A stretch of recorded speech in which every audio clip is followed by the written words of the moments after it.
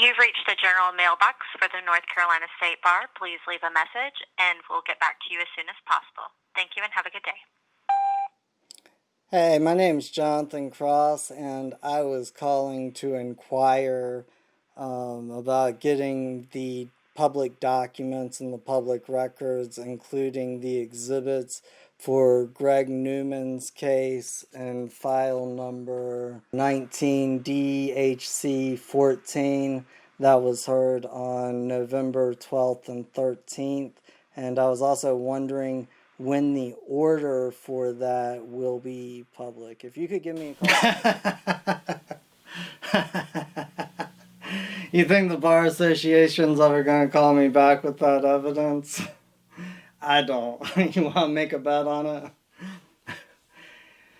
Anyways, as you can tell, I'm in my same costume, carrying on the same person I was before.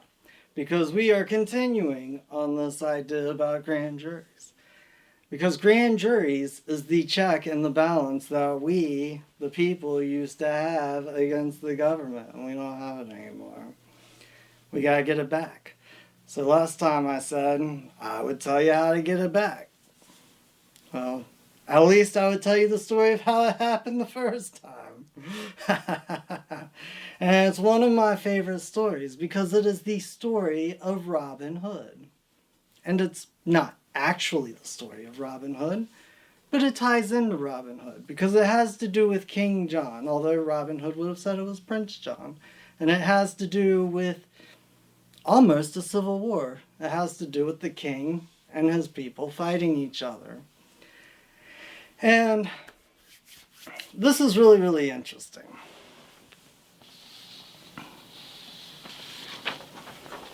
So, of course, last time we talked about felony, how it's treason, treasonous, treacherous, betrayal.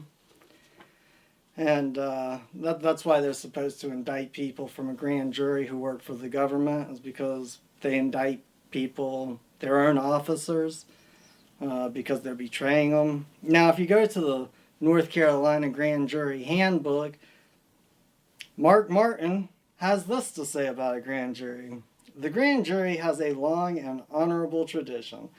It was recognized in the Magna Carta, the first English constitutional document which King John granted in 1215, at the demand of his subjects. Well, that's one way to put it. And I agree with that, Mark Martin. The first English grand jury consisted of 12 men selected from the knights or other freemen. These grand jurors were summoned to inquire into crimes alleged to have been committed in their local community. Thus, originally, they functioned as accusers or witnesses rather than as important fact-finders.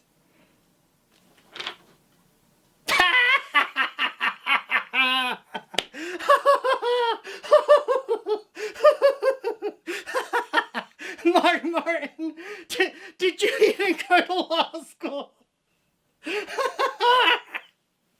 Oh, that's funny. That's funny. Okay, I'm sorry.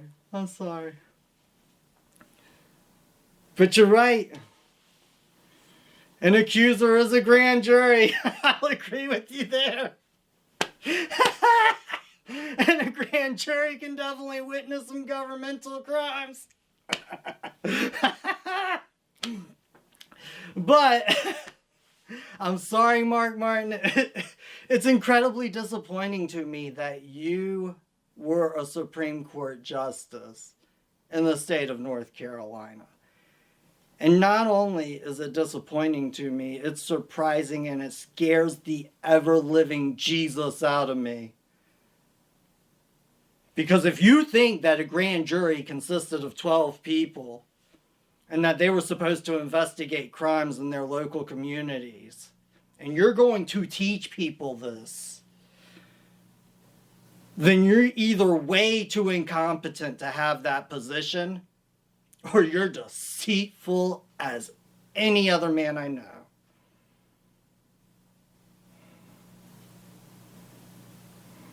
You're deceitful as men. You're deceiving them. Well, since You can't trust the Supreme Justice of North Carolina to tell you the truth about where a grand jury comes from. Allow me to enlighten you. Since, moreover, for God and the amendment of our kingdom, and for the better allaying of the quarrel that has arisen between us and our barons, we have granted all these concessions, desirous that they should enjoy them in complete and firm endurance forever. We give and grant to them the underwritten security, namely, that the barons, chosen 5 and 20 barons of the kingdom, whomsoever they will, who shall be bound with all their might to observe and hold, and cause to be observed, the peace and liberties we have granted and confirmed to them by this our present charter.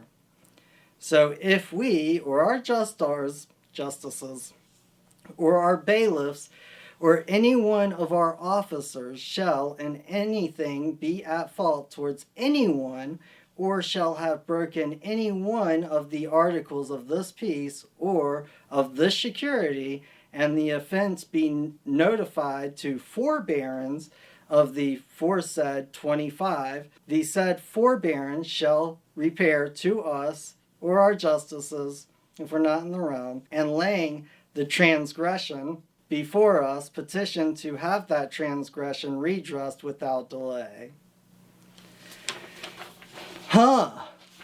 That's funny, Mark Martin, because the document, and like I said, I agree with you, it came from the Magna Carta King John signed in 1215. That's why I get this from the Avalon Project. But this says they got 25. They got 25. You didn't even have half the number right.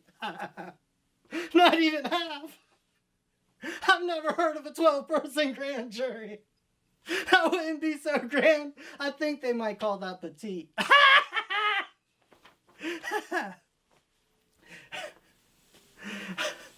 I'm sorry. I don't mean to bag on you. Okay, so here's what the grand jury was to do. The grand jury was to watch over government officers and to watch the king. The king. And if there was anything going on that was indictable, they indicted government officials or the king. Keep that in mind. They had to redress without delay. And if we shall not have corrected the transgression, or in the event of our being out of the realm, if our justices shall have not corrected it, within 40 days, reckoning from the time it has been intimated to us, or to our justices, the 4 barons aforesaid shall refer that matter to the rest of the 25 barons, and those 5 and 20 barons shall get together with the community of the whole realm, distrain and distress us in all possible ways, namely by seizing our castles, lands, possessions, and in any other way they can, until redress has been obtained as they deem fit, saving harmless our persons and the persons of our queen and children. So, if we don't make it right with you guys, you can pretty much take everything we have as long as you don't kill us. That's some pretty powerful words. You know, that's some pretty powerful words. I don't think they had anything that powerful in the Constitution or Declaration of Independence. I mean, they just said, hey, we're leaving. That's all they said. They didn't say like, hey, we're going to come take your entire country, your land, your castles. We just won't kill you though, don't worry. And when redress has been obtained, they shall resume their old relations toward us. So as soon as they, make what's wrong right, it's like, all right, man, we can be cool again. We can be cool, brother. All I was looking was for you to do the right thing. That's all I was asking for from the beginning. And let whoever in the country desires it swear to obey the orders of the said 25 barons for the execution of all the aforesaid matters, and along with them to molest us to the utmost of his power. And we publicly and freely grant leave to anyone who wishes to swear, and we shall never forbid anyone to swear. All those, moreover, in the lands who of themselves and of their own consent accord are unwilling to swear to the 25 to help them in constraining and molesting us, we shall by our command compel the same to swear to the effect foresaid. What they were basically saying is, like, way back then, when you were a citizen of a society like England, you would have to swear allegiance to the king. It was an oath of fidelity. And this goes way back to the time of Rome, Athens, Sparta. Back then, if you were a member of a society, you would have to swear allegiance to that society, swear allegiance to that city-state.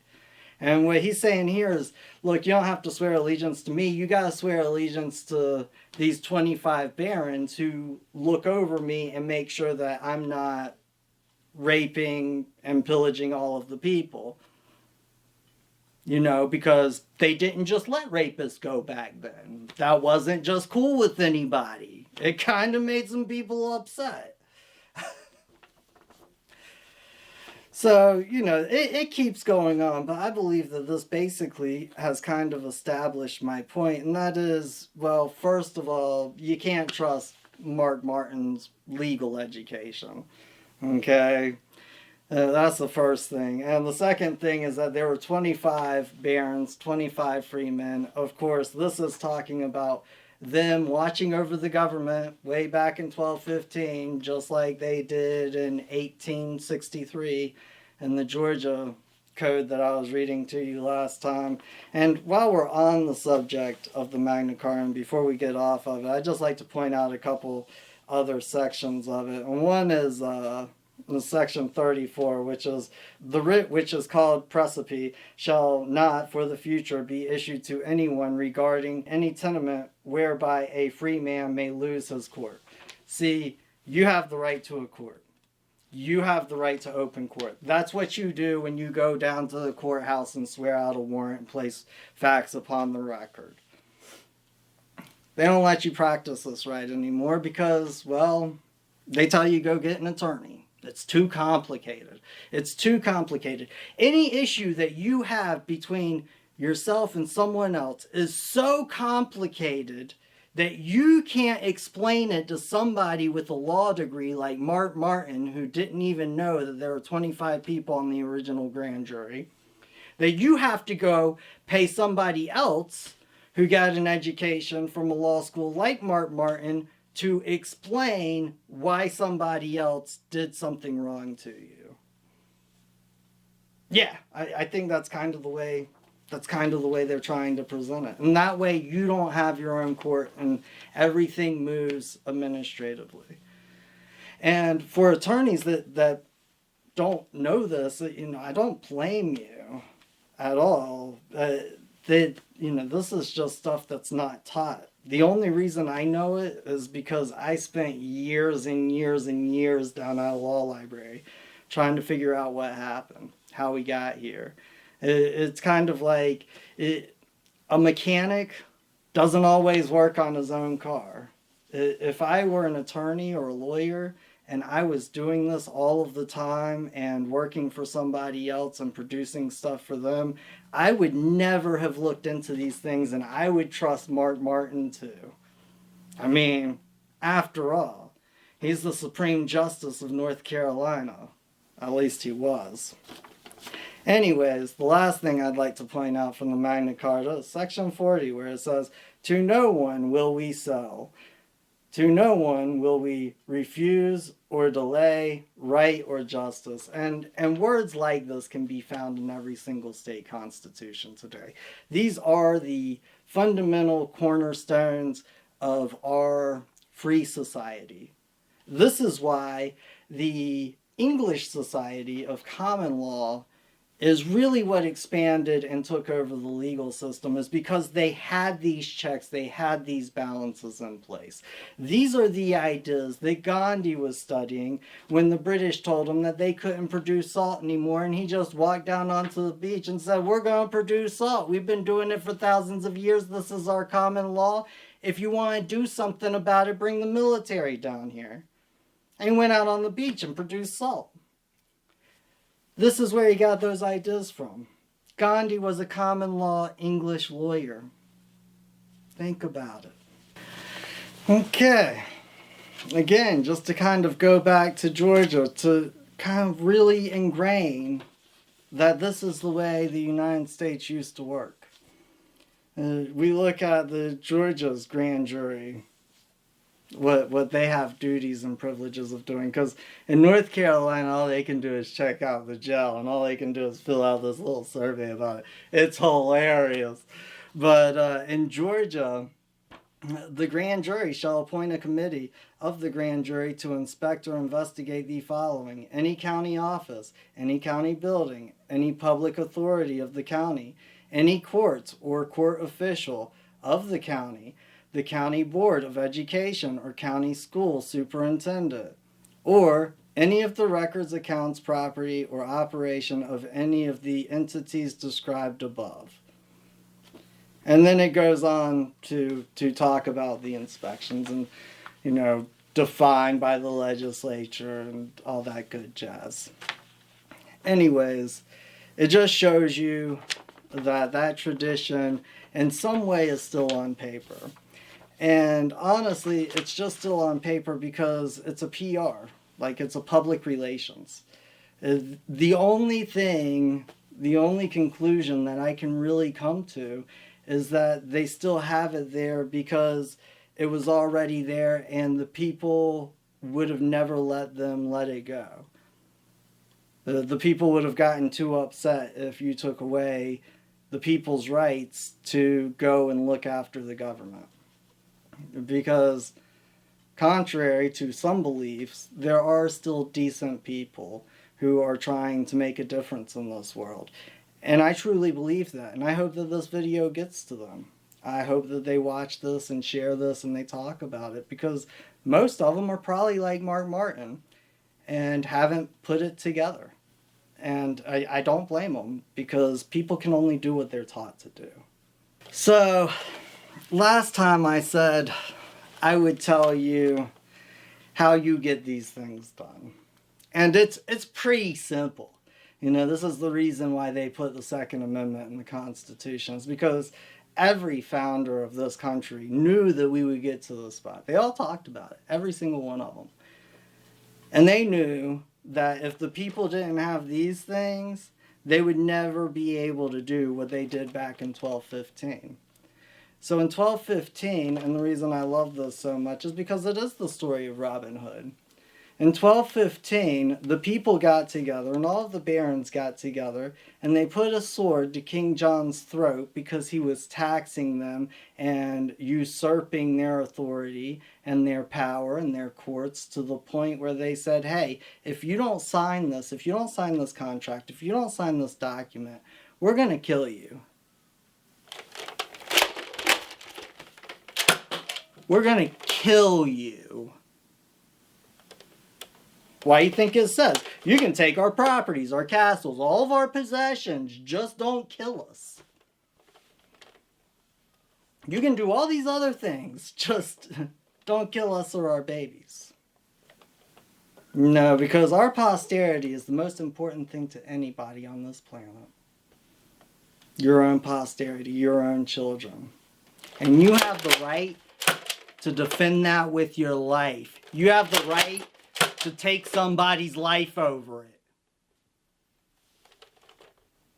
Because they've transgressed God's law, the Creator's law. What are you going to do about it?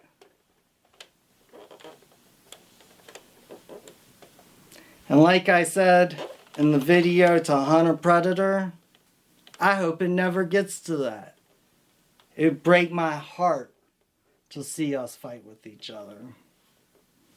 It would break my heart. But you already got people talking about kidnapping governors and public officials, and they're getting arrested for it. How long do you think it's going to quit being talk?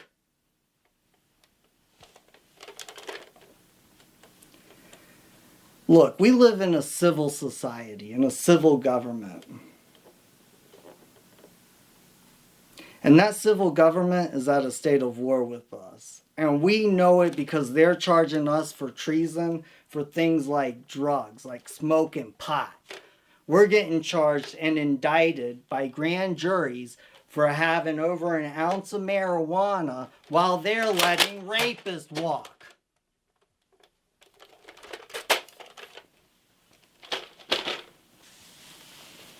You can only have a civil government when there are no acts of war going on. We don't actually live in a civil government. But it's up to you if we will. Anyways, I'm just conspiracy. And I just wish to conspire with other good people of the planet to leave a better world for future generations than the world that we were all grew up in. Thank you for your time. It's important that I advise you that if you continue to communicate directly with me verbally, you may be held in contempt of this court, which could result in your being fined, and it could also result in your being incarcerated for up to 30 days in the local jail. Now, I'll ask you again if you will communicate with me verbally and respond to my questions. Court, in open court, and on the record, advise the defendant of his right to remain silent. I didn't do that, but you do have a right to remain silent. Anything that you say may be used against you. However, that does not exonerate you choose to do so in answering my question. Do you choose to answer my questions at this time? All right, the defendant continues to remain silent after having been advised.